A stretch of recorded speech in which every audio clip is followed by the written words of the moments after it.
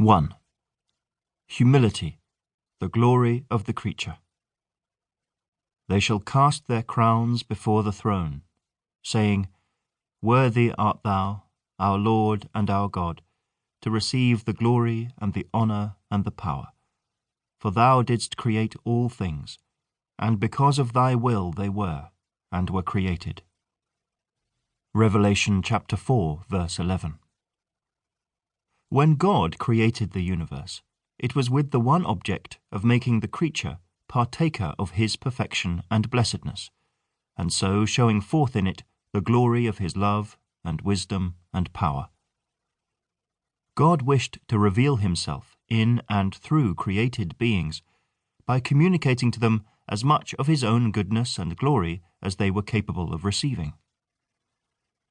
But this communication was not a giving to the creature something which it could possess in itself, a certain life or goodness of which it had the charge and disposal. By no means.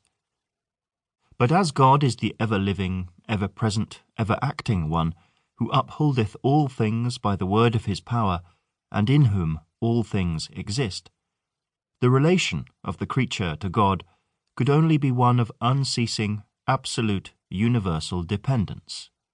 As truly as God by his power once created, so truly by that same power must God every moment maintain. The creature has not only to look back to the origin and first beginning of existence, and acknowledge that it there owes everything to God. Its chief care, its highest virtue, its only happiness, now and through all eternity, is to present itself an empty vessel, in which God can dwell and manifest his power and goodness. The life God bestows is imparted not once for all, but each moment continuously, by the unceasing operation of his mighty power. Humility, the place of entire dependence on God, is, from the very nature of things, the first duty and the highest virtue of the creature, and the root of every virtue.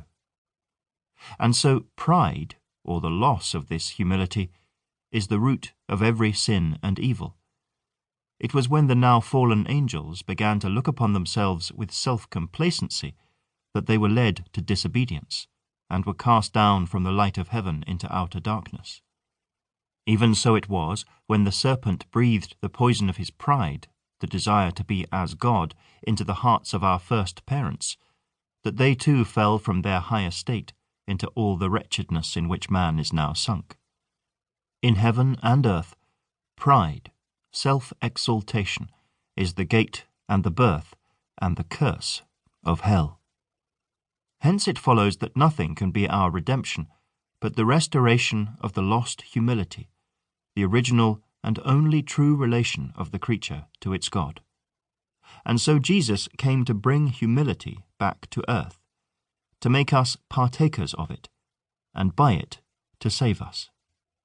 In heaven, he humbled himself to become man. The humility we see in him possessed him in heaven. It brought him, he brought it from there. Here on earth, he humbled himself and became obedient unto death. His humility gave his death its value, and so became our redemption. And now the salvation he imparts is nothing less and nothing else than a communication of his own life and death, his own disposition and spirit, his own humility, as the ground and root of his relation to God and his redeeming work. Jesus Christ took the place and fulfilled the destiny of man as a creature by his life of perfect humility. His humility is our salvation. His salvation is our humility.